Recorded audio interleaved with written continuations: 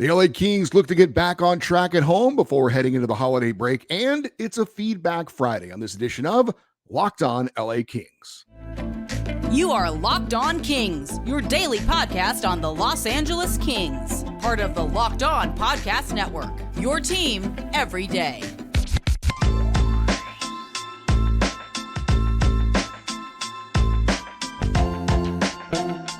Hey, Kings fans, welcome to Locked On LA Kings, part of the Locked On Podcast Network, your team every day. Thanks for making Locked On LA Kings your first listen every day. We are free and available wherever you get your podcasts. We'd love for you to leave us a positive comment on Apple Podcasts if you're a fan of the show.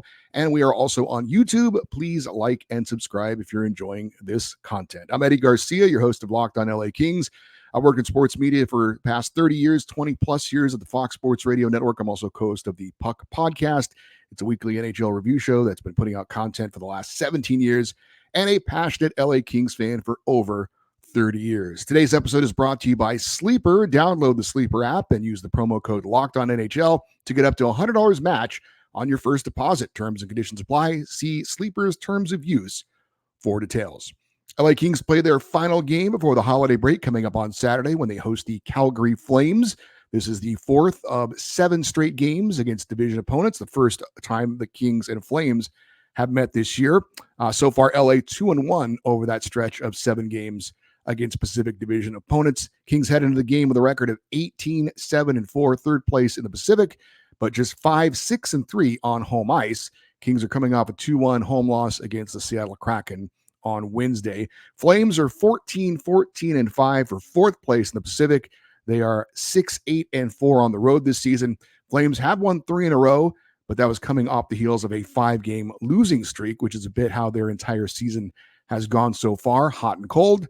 They are coming off a 3-0 shutout of the Ducks in Anaheim on Thursday. Jacob Markstrom made 25 saves in net for Calgary for the shutout. Expect to see him again in net against the Kings, and LA should be going with number one goalie Cam Talbot, the former Flame from many years ago.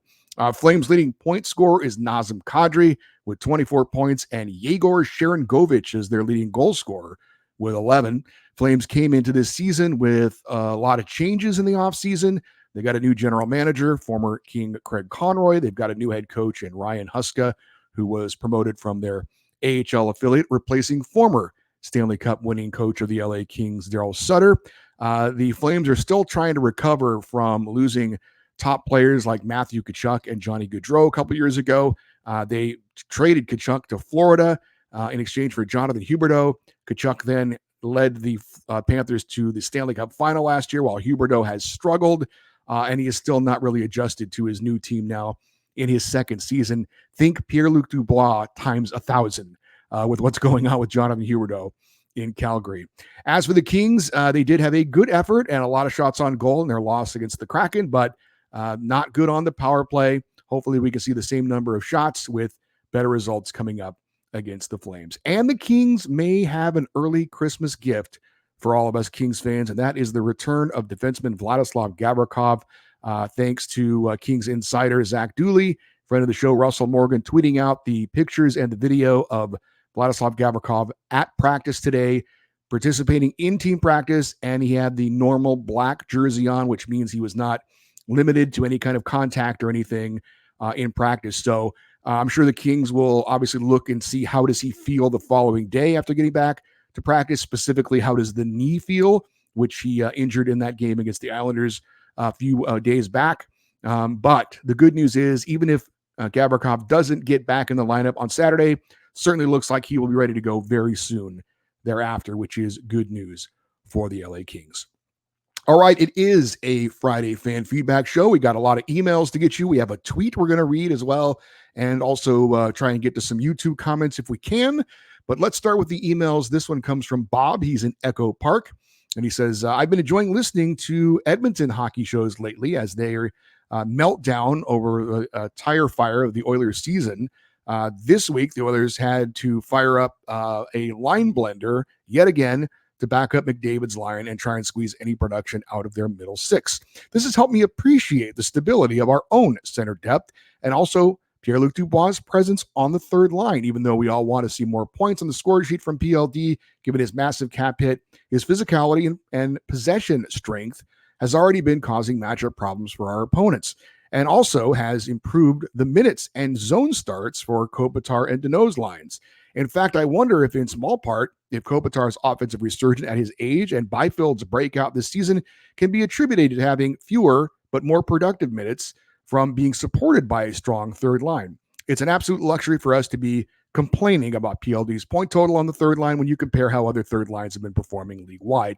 I hope PLD will continue to develop and improve on his familiarity with our system, and I suspect Pierre-Luc Dubois' contract will start to look a lot better as the years go by, just as it did with Kempe, Danault, and Thousand Oaks legend Trevor Moore. Go Kings go, and that again was from Bob in Echo Park. I do think that Bob brings up a good point in that not everything has to be measured in goals and points. It's the most obvious thing we look at, and I get that. But again, I think he brings up a good point that not everything is always measured in those types of numbers. And I said it earlier, I still think Pierre-Luc Dubois is giving the Kings what ultimately they were looking for, and that is to have that strength down the center. And as Bob pointed out, I think Andre Kopitar would still be having a good year regardless, but having that strong third line center, and again, we're talking strong as far as what he brings to the ice, not necessarily what he's produced so far, but the threat that he brings, the respect that he kind of commands from the other teams, I think that has had a positive effect. It has cut down on the minutes for Danault and Kopitar, and so maybe over the length of the season, there are benefits in that regard, even if we may not see them on the score sheet as much as we would like. And this next one is a tweet that I got. This comes from @NickVro78. And I did want to mention that Twitter or X, whatever you want to call it, if you are a follower of this show at Locked On LA Kings, and I see that you are a Kings fan, because I know there's a lot of bots out there, and I don't just follow everyone automatically, but if I see that your avatar is hockey related or Kings related, if I see something in the description that says you're a Kings fan or you're a hockey fan, I will follow you back if that's something you're interested in. And if you want to follow back and I haven't followed you back, just ask me to follow you back and I will. So if that's something you're interested in, then you could do that. And you could send me a direct message like NickVro78 did. He says, "Hey, Eddie, happy holidays and hope all is well. Just wondering if you can touch on the PLD hate and some of the criticism from recent Kings trades, Fiala, Faber, that have been popping up on social media. Do you feel LA is just a team built for the regular season, or can they get over the hump? Hoping a first round not facing McDavid will help. Thanks for your time and all you do." And again, that was from NickVro78 on Twitter. I think the Pierre-Luc Dubois hate, if you want to call it that, is pretty obvious. His numbers are not what any of us thought they would be at this point. He also has a style of play that lends itself to those that think that he isn't putting out maximum effort. I remember back in the day, some of you older Kings fans might remember Michael Handzus. Zeus was kind of like that too, kind of a lumbering style. Doesn't look like he's putting out all the effort that he could. But I mean, some players just have kind of a different skating style. I'm not completely disregarding all the criticism of Pierre-Luc Dubois. There are some times when he does kind of coast, I think. But again, I think he does have that kind of skating style where he's just kind of, I don't know. I think it hurts him as well that you see Quentin Byfield, who's basically the exact same height and weight, and how he flies around the ice. And Byfield's got those arms and legs moving everywhere. But I don't know. I think you do need to keep in mind that not everybody has the same kind of skating style. I mean, Andre Kopitar doesn't fly around the ice everywhere, but he's also incredibly effective because of his positioning and his smarts and all that kind of stuff. So as far as the hate for Pierre-Luc Dubois, it's because of the numbers. The numbers aren't there, and his style of play isn't like some of the other players. As far as Kevin Fiala and Brock Faber, I have not seen that. I'm not saying that I'm constantly scrolling through all the social media tweets out there to see what people are saying about whatever. I mean, Twitter, X, whatever you want to call it, it can be a pretty negative place, generally speaking. But I haven't seen a lot of consternation over the Fiala Faber trade. And I don't know why there would be, frankly. If you don't know, Brock Faber is a young defenseman that the Kings had in their system. They traded him to Minnesota in the Kevin Fiala deal, and it seemed to make a ton of sense, and it still does. The Kings have depth on right shot defense. We still got Brant Clark waiting in the wings, and so we could afford to give up some depth at that position to get a top 6 left winger, which is what we needed and what we got in Kevin Fiala. So Fiala is at times can be a frustrating player, but he also at times makes spectacular plays. He's kind of one of those high risk, high reward kind of guys. Overall, I think it's been a good trade for both teams. And Brock Faber will be, by all accounts, a very good defenseman for Minnesota for years to come. I'm not a professional scout, but I would say if you don't know Brock Faber, I'd say he's a step below a Brant Clark and maybe a step above a Jordan Spence. So a good, solid young defenseman, but he's not going to be the next Cale Makar or something like that. So, I don't know why people would criticize that trade. I think that's been a good deal for both teams. We've got plenty more emails to get to, and we will do that more. And again, try and get to some YouTube comments if we have time. We'll do that here next on Locked On LA Kings, your team every day. Pierre-Luc Dubois scores a hat trick and the LA Kings win the Stanley Cup. That sounds great, right? Well, you know what else sounds good? You winning 100 times your money by playing daily fantasy hockey on the Sleeper app as the official daily fantasy app of the Locked On NHL Network. Sleeper is our top choice for daily fantasy sports, especially daily fantasy hockey. You can bet on anything from goals, assists, points, saves, and more. And Sleeper offers 100 times payouts, 100 times. And although we love the NHL, not just about hockey, you've got the NFL season winding down and the playoffs coming up. College football bowl season is in full swing, and the NBA is going on as well. Now's a great time to get in on all the amazing sports action and make the right picks, and you could win big. Use the promo code LOCKEDONNHL, and you will get up to $100 match on your first deposit. Terms and conditions apply. That's LOCKEDONNHL. Set up Sleeper's terms of use for details. All right, let's get back to some more emails. This one comes from Jim in Lakewood, who is a defender of all things goaltenders. And he says, thanks, Eddie, for keeping the faith for the team. Kind of hardcore to stay at it as much as you do for us. So we do appreciate it. The only thing I will say is that while you were 1,000% right about Byfield, totally digging the dude on the ice, both defensively and offensively, I am not feeling Pierre-Luc at all. I am pretty sure I'm not the only one who has seen reflections of the Winnipeg and Columbus days where he was sort of gliding around the ice, no urgency, zero urgency. It's really disturbing. Look at Moore, look at Lizzo, look at Kopi. They're all going for it, especially Moore and Lizzo when it comes to all-out hustle. I just don't see it from the $8 million man. And the funny thing, he has the same dollar amount as his number. Talk about pompous. I do not like him. Another Blake special stupid signing. Maybe $3 million, but $8 million. Question mark. Totally insulting to the other hustlers on the team in my book. Thanks again for reading this and staying at it. You are definitely a great hockey fan. And that was Jim in Lakewood. All right, Jim, I got to call you out a little bit on this. You mentioned that his number is number 80, and that's the same as the $8 million he's making, and you called that pompous. Actually, the reason why Pierre-Luc Dubois wears number 80, and you should know this as a goalie guy, is it's in tribute of his former teammate, Mattis Kivlenieks, who died in that freak firework accident when he was playing for Columbus. So yeah, he's not wearing, 80 for, $8 million. He's wearing it as a tribute to his former teammate. But that's part of the criticism we talked about. I would just say this, and again, I'm not trying to be some kind of Pierre-Luc Dubois defender necessarily. I try to be fair.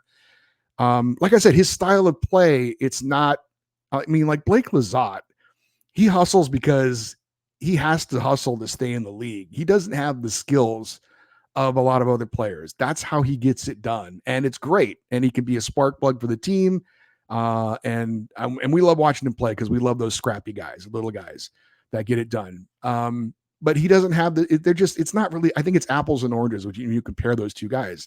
They don't have the same type of game. They don't have the same type of skills. They don't have the same body type. So a little bit unfair. I do understand though. I understand that Pierre-Luc Dubois has that style where he does glide a lot. So I get it. It's not a great optic.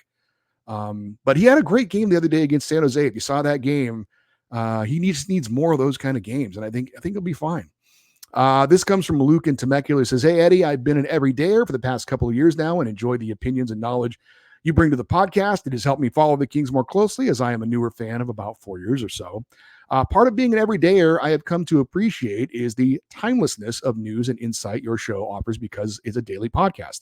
However, the last month or so seems the podcasts have been posting much later in the day and evening onto Spotify where I listen. I believe you had mentioned before that you do not do the production, so you are somewhat limited to when the episodes actually post, but I was hopeful it would be possible to get the episodes out earlier in the day, generally speaking.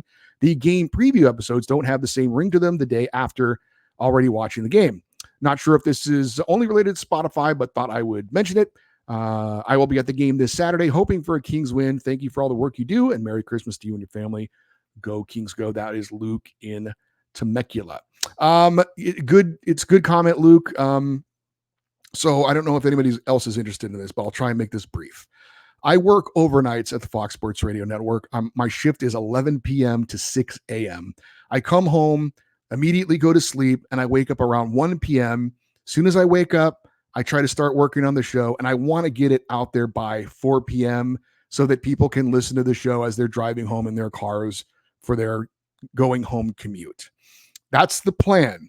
Now, sometimes things get complicated because maybe something happens during the day I got to take care of, just stuff that happens in life.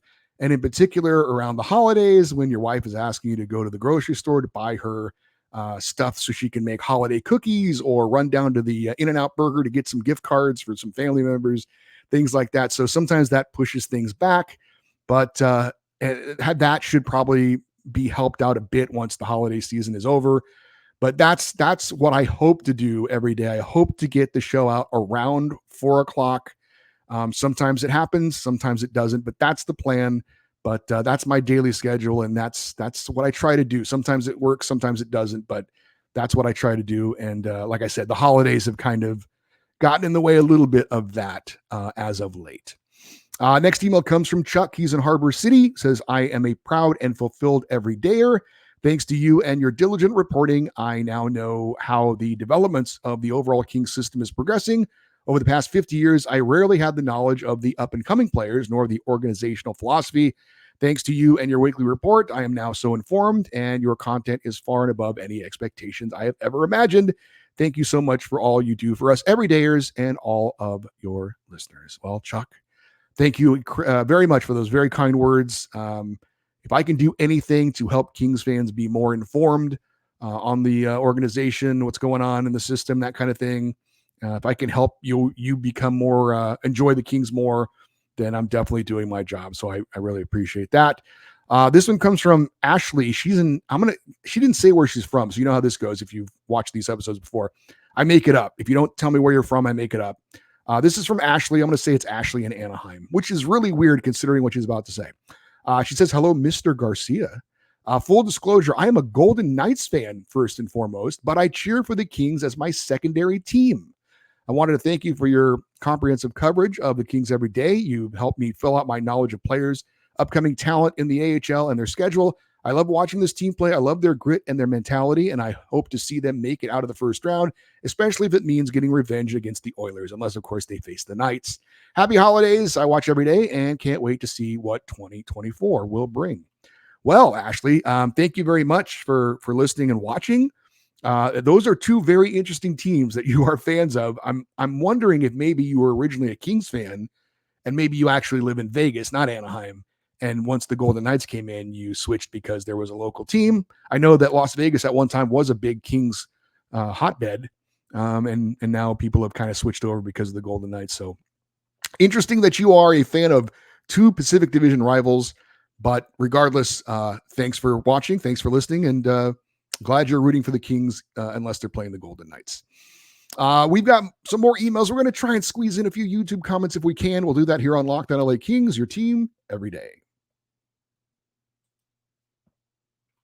Passion, drive, and patience. What brings home the winning trophy is also what keeps your ride or die alive. eBay Motors has everything you need to maintain your vehicle and level up to peak performance. From superchargers, roof racks, Exhaust kits, LED headlights, and more. Whether you're into speed, power, or style, eBay Motors has got you covered with over 122 million parts for your number one ride or die.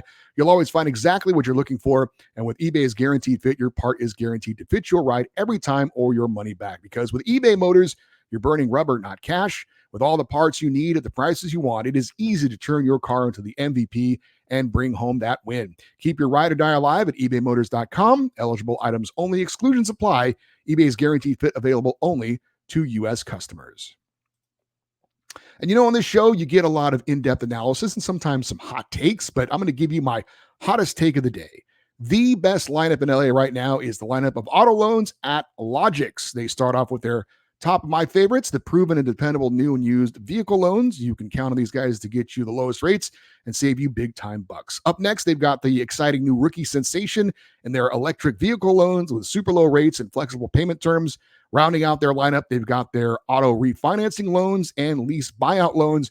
With these guys, you could lower your monthly payment and get on the road to owning your car faster. Look, I know it's a hot take, but seriously, no one can beat the lineup at Logix. Just visit your local Logix branch right here in LA and the surrounding areas, and one of their amazing team members help you out, or just apply online in minutes at logixbanking.com/car. That's Logix, Logix, banking.com/car.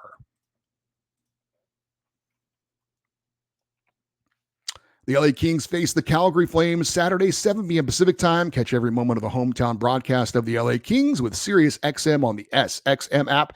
Just search LA Kings. And unfortunately, I will not be at the Kings game this Saturday. If you're looking to meet up, if you've watched this show or listened to this show, my wife is a huge LA Chargers fan. Things aren't going well this year. But we have tickets to the game. It's a Saturday game, and we got invited to watch the game in a cabana.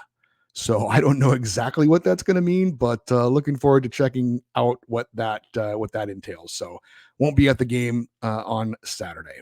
Let's see. We do have a couple more emails. I think we can squeeze in maybe a YouTube comment or two. This one comes from Bruce Hamer Coleman, and he didn't say where he's from. I'm going to say it's Bruce in Buena Park. He says, my condolences go out to Gene Carr's family and friends. He was a great guy on and off the ice, and really one of the key additions the Kings made to get back into the playoffs back in 1973-74. Ice hockey was not very big in Southern California at the time. The team practiced out of the Culver City ice rink, and fans were encouraged to attend, but often it was just me, my father, and a handful of people watching them skate. The players always took time to chat with us, and many of them gave us their hockey sticks, some broken, some not. Players like Rogie Vachon, Butch Goring, and Gene Carr, among others.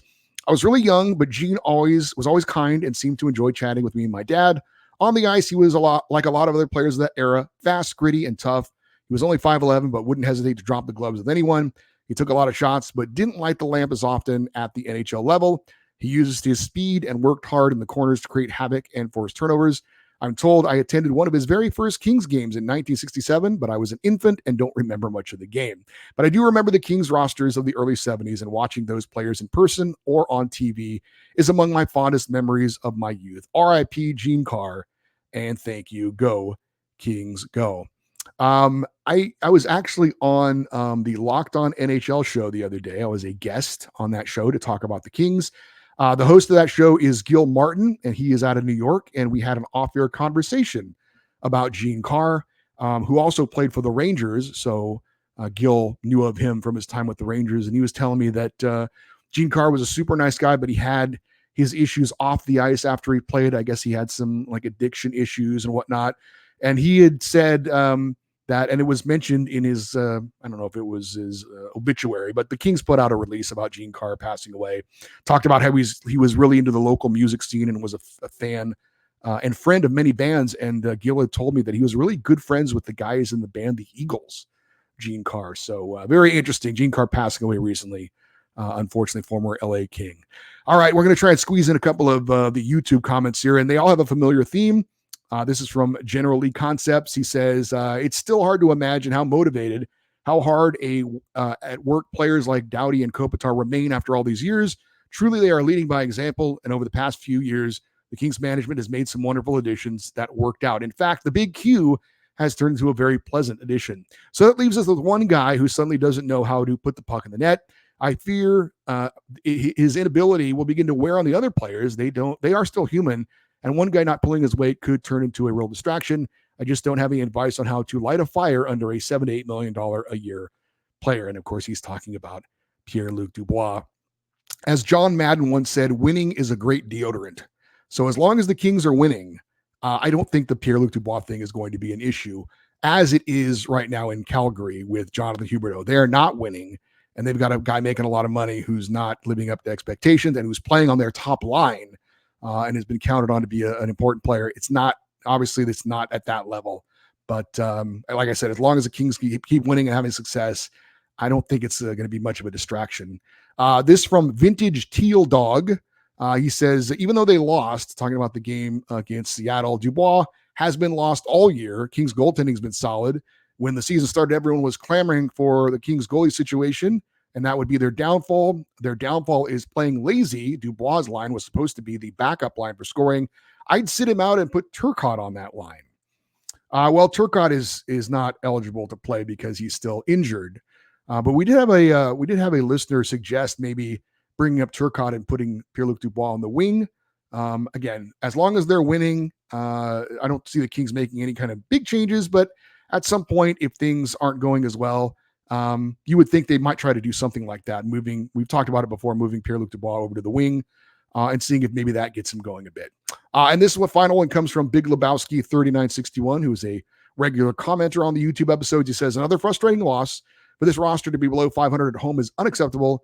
Regarding Dubois, what exactly is the coaching staff doing to get him going? I see nothing that is working. Again, I don't think they're not going to do anything as far as the top two lines because that's going so well. I don't see them demoting him to the fourth line and putting Blake Lizotte on the third line because the fourth line has played very well when Lizotte has been healthy. So again, as long as they're winning, I think he's kind of stuck where he is right now. The only thing I could see them doing is maybe, again, moving him from center to wing. But then who do you put at center? Not sure. But like I said, they're just not there yet.